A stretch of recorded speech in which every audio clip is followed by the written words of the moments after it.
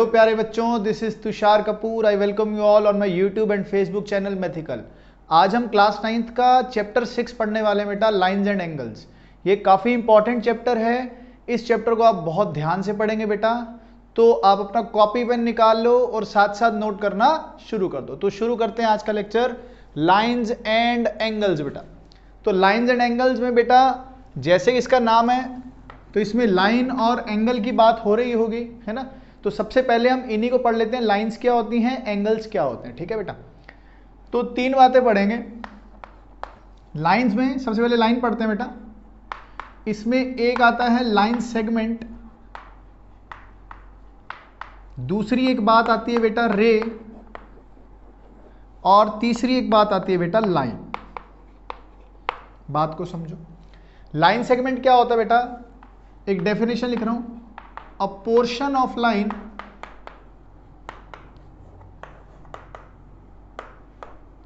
which has definite length as we know its ending points, as we know its ending points। देखो क्या कहना चाह रहा है बेटा, कह रहा है लाइन सेगमेंट जो है वो एक लाइन का पार्ट है, क्योंकि उसके हम एंडिंग पॉइंट्स पता है तो डेफिनेट लेंथ के बारे में हमें उसकी पता होगा। ध्यान देते हैं क्या कह रहा है कि जैसे मान लो इस प्लेन में कोई भी दो पॉइंट ले लो बेटा, एक पॉइंट का नाम ए लिख दो, एक पॉइंट का नाम आप क्या लिख दो, बी लिख दो। तो ध्यान दो, अगर मैं स्केल लूं और इन दोनों पॉइंट्स को जोड़ दूं, ठीक है, तो क्या ये लेंथ डेफिनेट है, मतलब हम इवेल्युएट कर सकते हैं इस लेंथ को। तो इसे बोला जाता है बेटा लाइन सेगमेंट। हमें इसके दोनों पॉइंट्स पता है, हमें इसका स्टार्टिंग पॉइंट पता है और हमको इसका बेटा एंडिंग पॉइंट भी पता है। समझ आ गई बात, कोई दिक्कत है? इस लाइन सेगमेंट को डिनोट कैसे करते हैं, इसको लिख देते हैं हम बेटा ए बी, और उसके ऊपर ऐसे एक लाइन बना देते हैं। ऐसे लाइन बनाने का मतलब क्या है, हमें दोनों पॉइंट्स इसके पता है ए बी, इसको डिनोट करते हैं लाइन सेगमेंट को। या लिख देते हैं लाइन सेगमेंट ए बी, ऐसा लिख दोगे या ऐसा लिख दो, एक ही बात है, लाइन सेगमेंट ए बी। कोई दिक्कत है इसमें तो बताओ, ठीक है। ये दोनों बातें बेटा एक ही हैं। इसके बाद आती है बारी रे की। रे क्या होता है, a part of line, a part of line of infinite length and we know its one end point। देखो बेटा, लाइन सेगमेंट में हमें दोनों इसके एंडिंग पॉइंट पता थे, ए और बी, लेकिन रे में हमें क्या पता होगा बेटा, एक ही पता होगा। जैसे ये, इसको ए बोल दिया और दूसरी साइड हमने क्या लगा दिया बेटा, एरो लगा दिया। मतलब ये स्टार्टिंग पॉइंट तो पता है, लेकिन ये कहां जाके खत्म होगा हमें इसके बारे में नहीं पता है। तो रे ए बी को कैसे डिनोट करेंगे बेटा, यहां बी लिख देता हूं। चलो, इस रे ए बी को डिनोट करते हैं बेटा ऐसे, है ना, एक साइड एरो है और एक साइड ऐसे है। या हम इसको लिख सकते हैं, ऐसा लिख देंगे रे ए बी, तब भी चल जाएगा, है ना। ए बी के आगे रे लिख देंगे तो उसको हम समझ लेंगे कि वो रे ए बी है। लाइन क्या होता है, इसी लाइन से तो रे और लाइन सेगमेंट बने हैं बेटा। अब ध्यान दो, इनफाइनाइट लेंथ जिसके हमें दोनों पॉइंट्स नहीं पता, है ना हमें स्टार्टिंग पॉइंट पता है ना हमें एंडिंग पॉइंट पता है, उसे हम क्या बोलते हैं, लाइन। हमने लेक्चर चैप्टर 3 में पढ़ा था ना बेटा, सॉरी चैप्टर 4 में, linear equation in two variable. तो उसमें हम पढ़ते थे ये इनफाइनाइट लेंथ का होता है जिसका ना हमें स्टार्टिंग पॉइंट पता होता है ना ही हमें एंडिंग पॉइंट पता होता है ना। तो इसको थोड़ी देर के लिए ए बोल देते हैं या बी बोल देते हैं। तो इसको क्या बोलते हैं बेटा, लाइन ए बी बोल देते हैं। क्या बोल देते हैं, लाइन ए बी। या लाइन को हम एल एम एन किसी भी अल्फाबेट से डिनोट कर सकते हैं। तो आपको आइडिया लग गया होगा लाइन सेगमेंट क्या है, रे क्या है और लाइन क्या है, ठीक है बेटा। नोट करो इसको, फिर आगे बढ़ते हैं।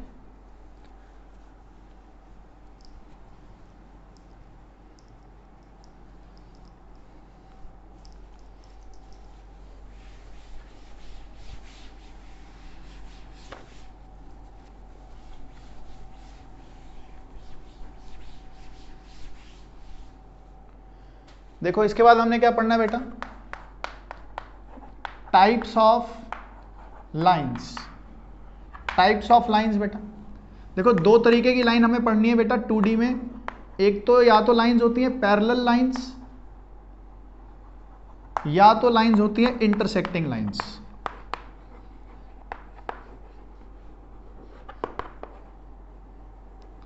बेटा पैरेलल लाइंस और इंटरसेक्टिंग लाइंस क्या होता है? अगर दो लाइनों की बात करें हम, तो दो लाइनें या तो पैरेलल हो सकती हैं, या तो पैरेलल हो सकती हैं। मान लो ये लाइन L है और ये लाइन M है, ठीक है। तो दो लाइंस को पैरेलल कब बोलेंगे बेटा? अगर इन दोनों पे परपेंडिकुलर डालें, इन दोनों पे परपेंडिकुलर डालें, ये लेंथ D1 है, या किसी इंटरवल के बाद आप दोबारा परपेंडिकुलर डालो और ये लेंथ D2 है, D1 is equal to D2 आ जाए, तो हम क्या बोलेंगे? लाइंस क्या है? पैरेलल है। तो ऐसे मतलब बहुत सारे पॉइंट्स निकल कर आएंगे बेटा, जहां पर ये दोनों लेंथ क्या रही होंगी? बराबर रही होंगी, मतलब कभी मिलेंगे नहीं जाए, है ना। ये दोनों लाइन कभी भी एक दूसरे को जाकर नहीं मिलेंगी। ऐसी लाइंस को क्या बोला जाता है? Parallel lines. और दूसरे तरीके की लाइंस क्या होती है? Intersecting lines. तो इंटरसेक्टिंग लाइंस कैसी होंगी बेटा दिखने में? ये होंगी। तो ये इंटरसेक्टिंग लाइंस आ गई बेटा आपके पास, इसको नाम दे देते हैं ए। ये लाइन है L और ये लाइन क्या है? M है। समझ आ गई बात? तो जो लाइंस एक पॉइंट पर इंटरसेक्ट कर रही हैं उन्हें बोलते हैं इंटरसेक्टिंग लाइंस, और जो लाइंस कभी भी नहीं इंटरसेक्ट करती उन्हें क्या बोलते हैं हम? Parallel lines. कोई दिक्कत है इसमें तो बताओ, ठीक है। अब इंटरसेक्टिंग लाइंस से हमें और क्या मिलता है? अब इन दोनों लाइंस के बीच में कुछ एंगल होगा बेटा, θ1 बोल देते हैं, वैसे ही नाम रखा है। और ऐसे ही इनके बीच में एंगल क्या होगा बेटा? θ2 होगा, है ना। इसी को बोला जाता है एंगल बोला जाता है। तो इस एंगल को स्टडी करते हैं बेटा हम। नोट कर लो इस क्वेश्चन को, फिर हम एंगल्स के बारे में पढ़ते हैं, एंगल्स क्या होते हैं।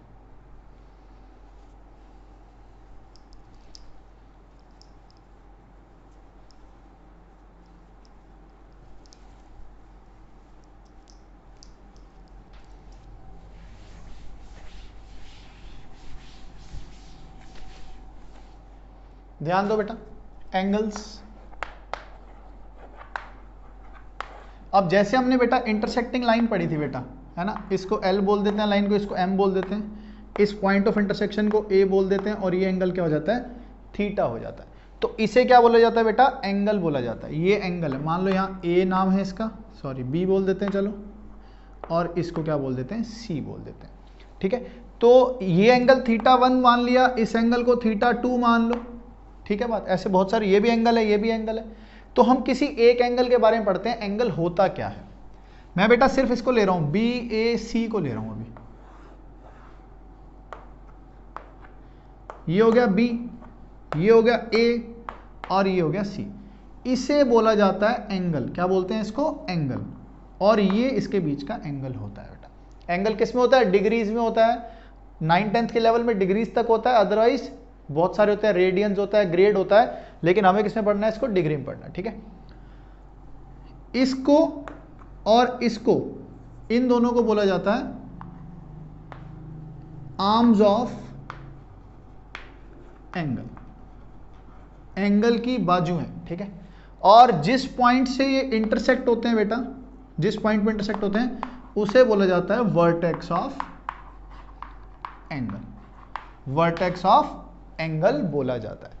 ये हमारे पास बेटा क्या आ गया है?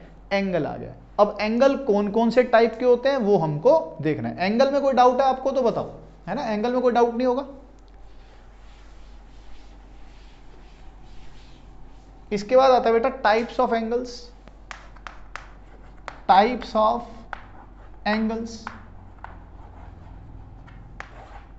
ध्यान दो, सबसे पहला होता है एक्यूट एंगल।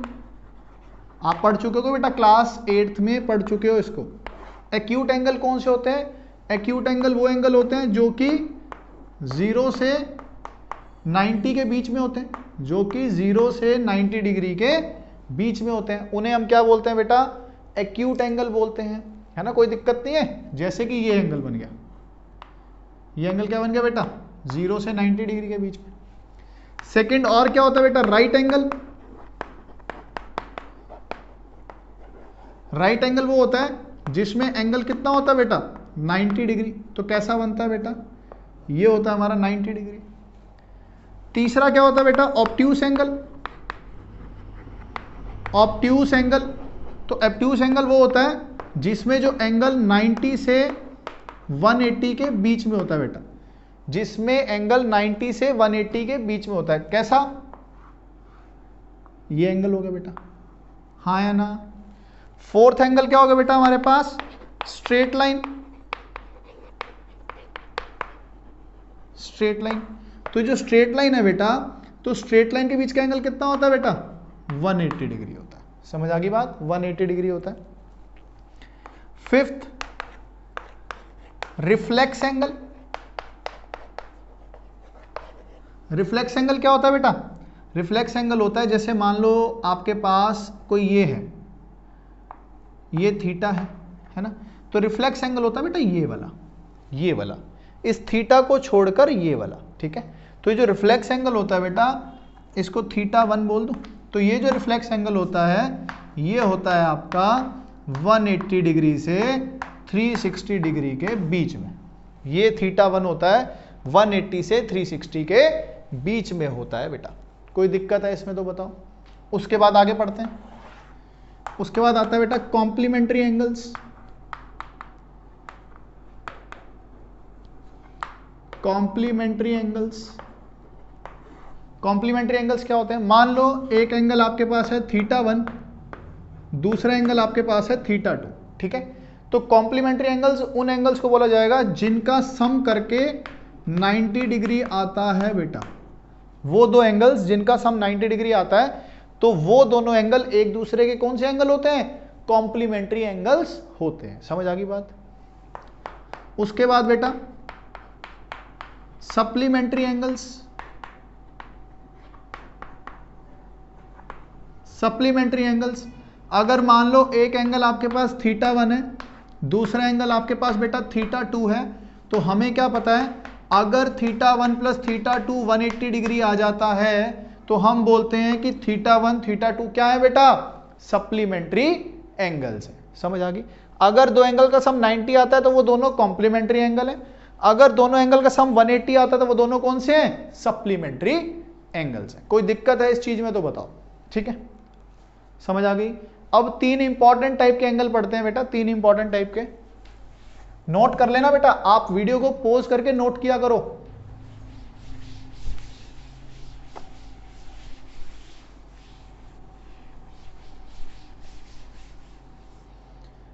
इसके बाद पढ़ेंगे बेटा एडजेसेंट एंगल। एडजेसेंट एंगल्स ध्यान देंगे बेटा, इंपॉर्टेंट है ये। एडजेसेंट एंगल्स कौन से होते हैं बेटा,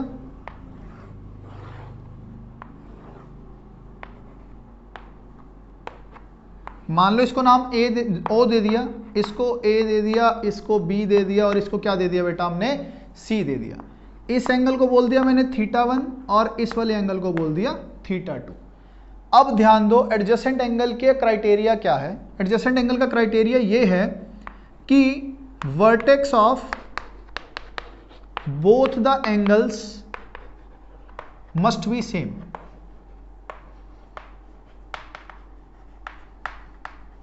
जैसे BOA एंगल है ना, और BOC एंगल है, इन दोनों का वर्टेक्स क्या आ रहा है बेटा, O आ रहा है। तो पहला क्राइटेरिया तो एडजेसेंट का ये होता है। दूसरा क्राइटेरिया क्या होता है, exactly one arm should be same. Exactly one arm should be same, और वो भी कौन से वाली होनी चाहिए बेटा, वो भी बीच वाली होनी चाहिए। वो भी कौन सी, BO। BO क्या होगा बेटा, एडजेसेंट एंगल, मतलब ये वाली जो बीच वाली आर्म आ रही है ये हमारी कॉमन होनी चाहिए एक तो, ठीक है। और दूसरी बात, वर्टेक्स क्या होना चाहिए, सेम होना चाहिए। तो हम क्या बोल देंगे, theta 1 and theta 2 are adjacent angles. Theta 1 and theta 2 are adjacent angles. अब मुझे बताओ ये बात आपको समझ आ गई एडजेसेंट एंगल्स क्या होते हैं। ट्रू फॉल्स पूछ रहा हूं बेटा, एक true false are angle COA and angle BOA are COA and BOA are adjacent angles, are adjacent angles। True है कि फॉल्स है? अब देखो मैं क्या कह रहा हूं, COA का वर्टेक्स क्या है? O है। BOA का वर्टेक्स क्या है? O है। कोई दिक्कत नहीं है, ये पहले क्राइटेरिया मेट हो गया। दूसरा, एंगल एक आर्म भी सेम आ रही है, COA में OA आ रहा है, BOA में OA आ रहा है, तो ये क्राइटेरिया भी मेट हो रहा है। तो क्या ये एडजेसेंट है? नहीं है, ये एडजेसेंट नहीं है बेटा। क्यों नहीं है? क्योंकि जो कॉमन आर्म चाहिए थी वो बीच वाली होनी चाहिए। समझ आ गई है बात? जो एक आर्म है उसी का यूज करके दूसरे वाला हमारा क्या बन जाए? एंगल बन जाए। तो ये फॉल्स है बेटा, ये दोनों एडजेसेंट एंगल नहीं है। एडजेसेंट एंगल ये और ये है, ये पूरा एंगल और ये एंगल एडजेसेंट एंगल नहीं होते हैं, है ना? समझ आ गया होगा आपको अच्छे से अब कि एडजेसेंट एंगल क्या होते हैं बेटा, है ना? कोई डाउट नहीं है इस पे। आगे बढ़ते हैं, linear pair angles.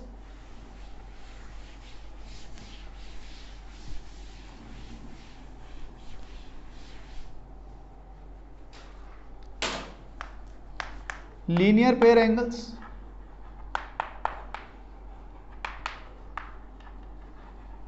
Linear pair का मतलब क्या है?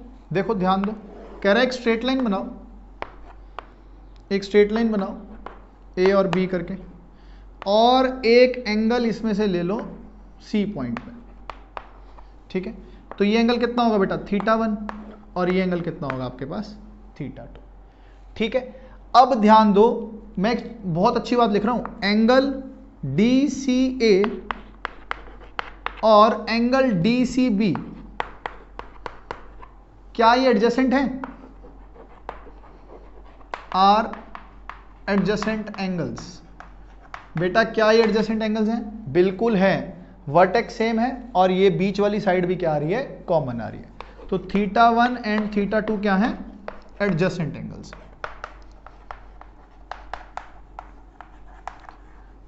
हाँ या ना बेटा? अब मैं एक बात लिख रहा हूं कि θ1 plus θ2 is equal to 180 degree. θ1 plus θ2 is equal to 180 degree. क्या मैंने सही लिखा है? अब देखो बेटा, ACB क्या है? एक स्ट्रेट लाइन है, और स्ट्रेट लाइन का एंगल क्या होता है बेटा? 180 डिग्री। हमने अभी पढ़ा था स्ट्रेट लाइन का एंगल क्या होता है? 180 डिग्री। तो इन दोनों एंगल का सम कितना आ गया? 180 डिग्री। हाँ या ना? समझ आ गई? नोट करके लिखेंगे, when sum of adjacent angles is 180 degree, then they become linear pair, then they become linear pair angles। Linear pair का मतलब क्या है? वो दो एंगल जो कि एडजेसेंट भी हो और उन दोनों एंगल का सम कितना आ जाए बेटा? 180 डिग्री आ जाए, तो उन्हें हम क्या बोलते हैं? लीनियर पेयर एंगल्स बोलते हैं। कोई डाउट इस चीज में है तो बताओ? नहीं है? एक और टाइप के एंगल पढ़ते हैं बेटा।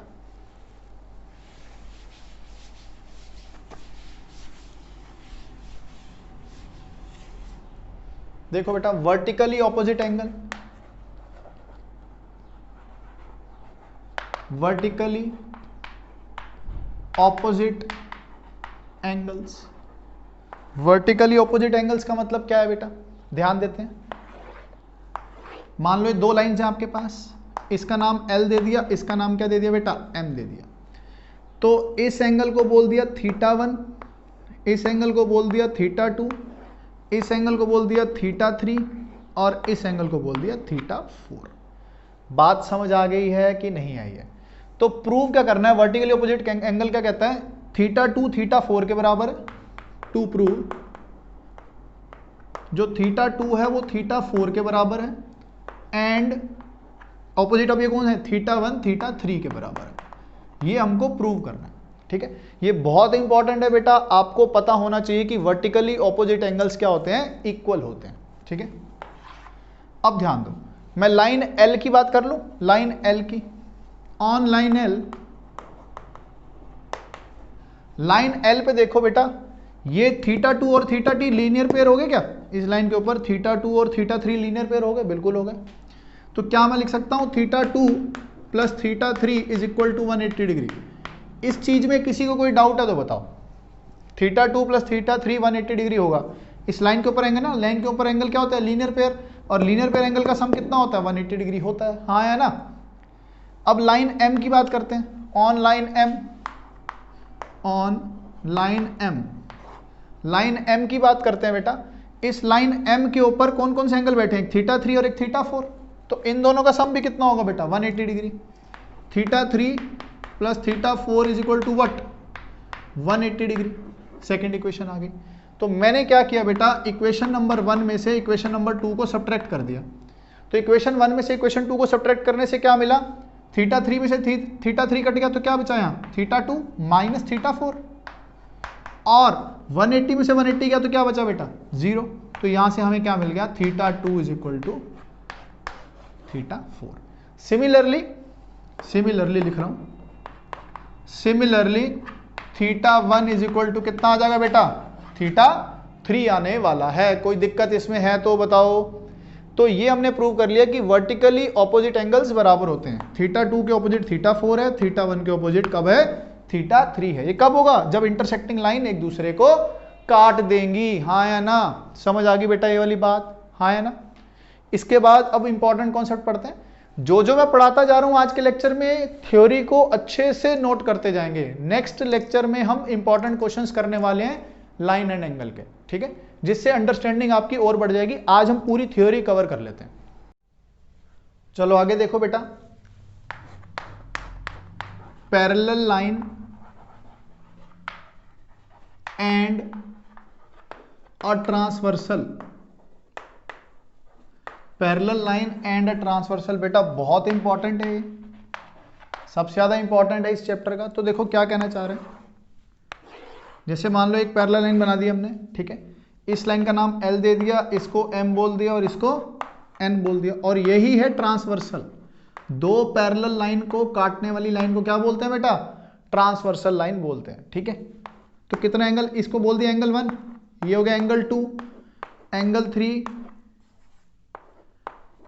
एंगल 4, एंगल 5, एंगल 6, एंगल 7 और एंगल 8। समझ आ गई बात, ठीक है। तो ये 8 एंगल हो गए हैं। इन 8 एंगल को क्या बोला जाता है ये देखते हैं। सबसे पहले एक तो होते हैं बेटा corresponding angles,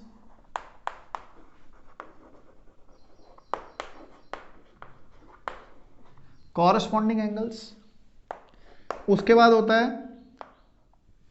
alternate interior angles. उसके बाद होता है ऑल्टरनेट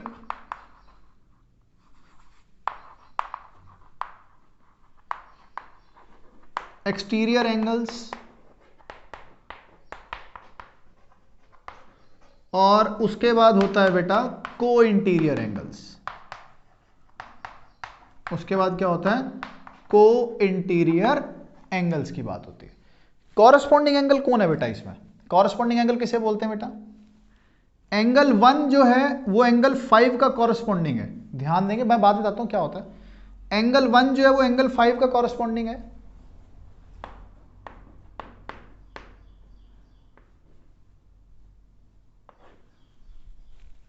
एंगल 4 जो है वो एंगल 7 का कॉरस्पॉन्डिंग है,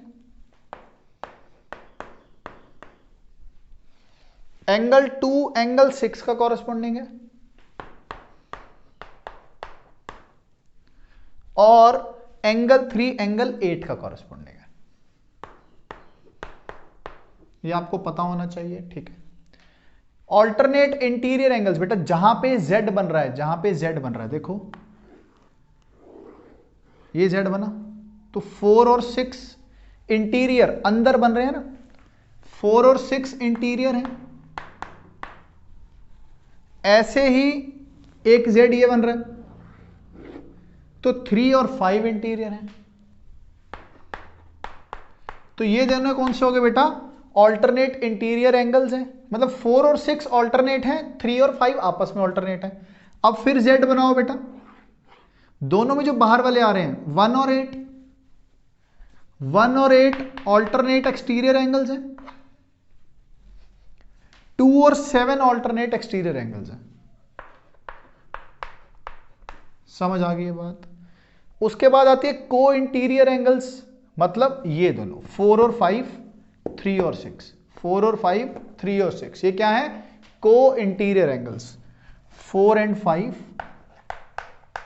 ये आपस में को इंटीरियर है, और 3 एंड 6 आपस में को इंटीरियर एंगल्स है। समझ आ गई है ये बात आपको कि नहीं आई है? ठीक है, ये आपको पता होना चाहिए कॉरस्पॉन्डिंग एंगल्स किनको बोलते हैं, ऑल्टरनेट एंगल्स किसको बोलते हैं, ऑल्टरनेट एक्सटीरियर एंगल किसको बोलते हैं, और को इंटीरियर एंगल्स किसको बोला जाता है। ये बात समझ आ गई है?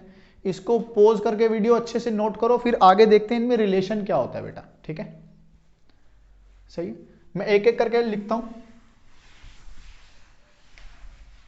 चलो ध्यान दो। कॉरस्पॉन्डिंग एंगल्स के बारे में बात हो रही है बेटा, कॉरस्पॉन्डिंग एंगल्स के बारे में। जैसे कि मान लो मैंने एक लाइन बनाई और इस पे दो पैरेलल लाइंस बना दी, इस पे क्या की, दो पैरेलल लाइंस बना दी। तो आप देखो ये एंगल थीटा है, तो ये वाला एंगल कितना होगा बेटा? ये वाला एंगल भी थीटा नहीं होगा? इसको ए बोल दिया, इसको बी बोल दिया, इसको सी बोल दिया, इसको डी बोल दिया, ई बोल दिया, एफ बोल दिया। तो आपको बनाने से ही पता लग रहा है कि ये लाइन है। इस पूरी लाइन को उठा के अगर आप यहां पे भी रख दो, इस पूरी लाइन को उठा के यहां रख दो, तो क्या ये ए लाइन बी एफ लाइन के ऊपर नहीं आ जाएगी? बिल्कुल ही आ जाएगी। अगर ये लाइन पूरी इसके ऊपर आ जाएगी तो ये दोनों एंगल इक्वल नहीं हो जाएंगे? इक्वल हो जाएंगे।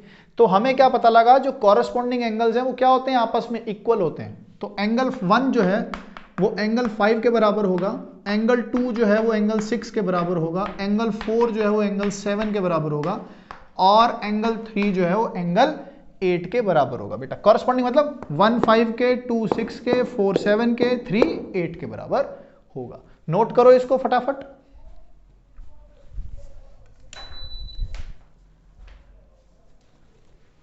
इसके आगे कौन सा था बेटा? इसके आगे देखो, ये हो जाएगा alternate interior angles, alternate interior angles. Alternate interior angles कौन से हो गए बेटा? 4 और 6। एंगल 4 जो है वो एंगल 6 के बराबर है, ये ऐसा बोल रहा है। ध्यान देते हैं बेटा, आप ये ध्यान दो, हमें क्या पता था 2 और 6 बराबर है? We know that angle 2 is equal to angle 6। क्यों? कॉरस्पॉन्डिंग, अभी देखा हमने बेटा, एंगल 2 एंगल 6 के बराबर है। और हम क्या जानते हैं? एंगल 2 एंगल 4 के बराबर होगा, एंगल 2 एंगल 4 के बराबर होगा। क्यों? वर्टिकली ऑपोजिट एंगल्स, अभी पढ़ा था हमने। एंगल 2 एंगल 4 के बराबर होगा, वर्टिकली ऑपोजिट एंगल्स। इसको बोलते हैं इक्वेशन 1, इसको बोलते हैं इक्वेशन 2। ठीक है, तो अब एंगल 2 4 के बराबर भी है, एंगल 2 6 के बराबर भी है। तो यहां से क्या पता लगा? एंगल 4 किसके बराबर आ गया? एंगल 6 के बराबर आ गया। तो एंगल 4 एंगल 6 के बराबर मतलब क्या? Z बन गया। Z बन गया तो क्या बन गए? Interior angles. अब Z बनने के लिए ध्यान देना, ये दोनों लाइनें पैरेलल होना जरूरी है। तो ऐसे ही 3 और 5 भी बराबर होंगे। 3 इज इक्वल टू 5 होगा। कौन सा बेटा? ये बन गए ऑल्टरनेट इंटीरियर एंगल्स। ठीक है, नोट करो इसको, फिर चेक करते हैं ऑल्टरनेट एक्सटीरियर एंगल्स। बेटा नोट करो, चलो देखो बेटा, ऑल्टरनेट एक्सटीरियर एंगल्स की बात करते हैं। ऑल्टरनेट एक्सटीरियर कौन से होंगे? 1 और 8। 1 और 8 के बारे में बात हो रही है। हमें प्रूव करना है कि एंगल 1 किसके बराबर है? एंगल 8 के। और एंगल 2 किसके बराबर है? एंगल 7 के। ये बेटा मैं आपके लिए छोड़ रहा हूं, क्यों इक्वल है ये आपको ध्यान देना। वाई ये दोनों इक्वल क्यों आ रहे हैं, इसका ध्यान आप खुद देंगे। ठीक है, इसके बाद ध्यान देते हैं को इंटीरियर एंगल्स। मुश्किल नहीं था कुछ भी, आसानी से कर लेंगे ना। को इंटीरियर एंगल्स, को इंटीरियर एंगल्स। ठीक है बेटा, तो को इंटीरियर एंगल्स के बारे में क्या है, 4 + 5, इसका रिलेशन देखते हैं। 4 और 5 में क्या रिलेशन होता है ना, 4 और 5 में क्या रिलेशन होता है, ध्यान देते हैं।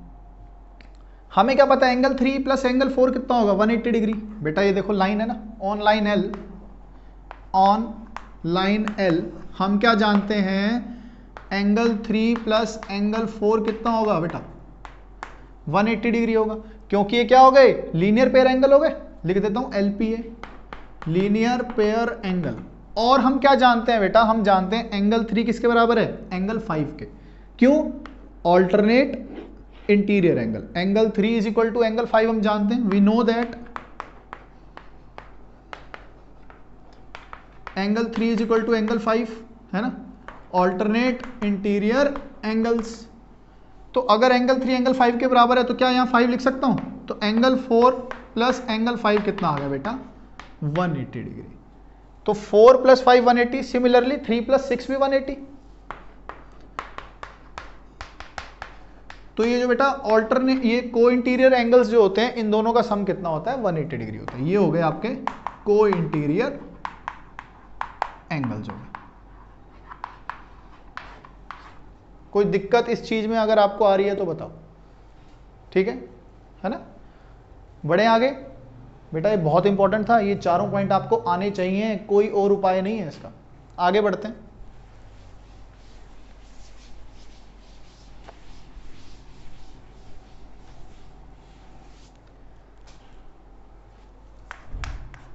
Angle sum property of triangle.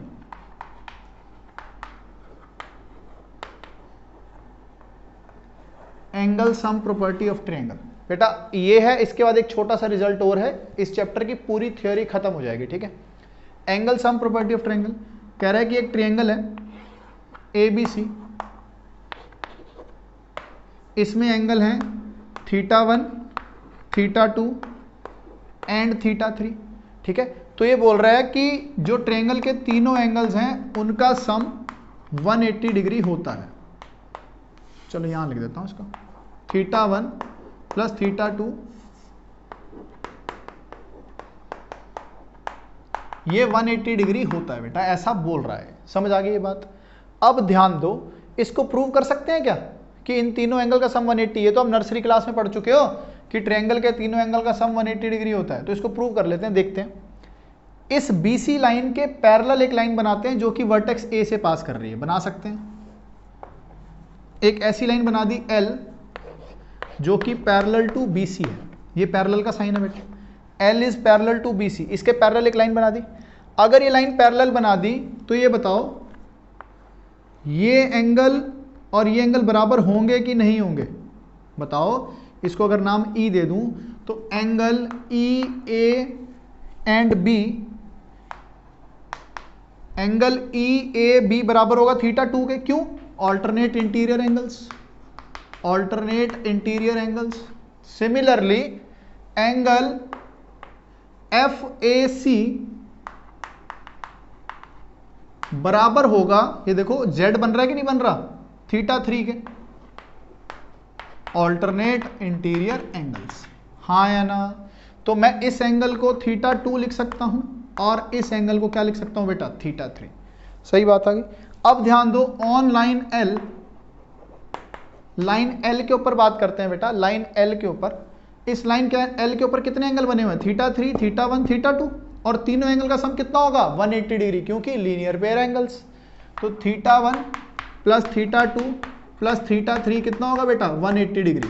180 degree क्यों आया है, क्योंकि एक स्ट्रेट लाइन के ऊपर का पूरा एंगल कितना होता है, 180 डिग्री होता है। और इस स्ट्रेट लाइन पे कितने एंगल आ रहे हैं, θ1, θ2, θ3, 3 एंगल आ रहे हैं। तीनों एंगल का सम कितना होगा बेटा, 180 डिग्री होने वाला है, हाँ या ना। समझ आ गई। तो ट्रायंगल के तीनों एंगल का सम 180 होता है, ये हमने यहां से प्रूव कर लिया। एक छोटी सी बात और देखते हैं बस।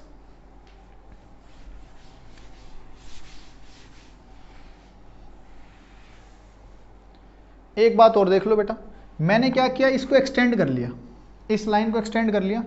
तो यहां से एंगल कितना मिला, θ4। कितना एंगल मिला बेटा, θ4 मिल गया।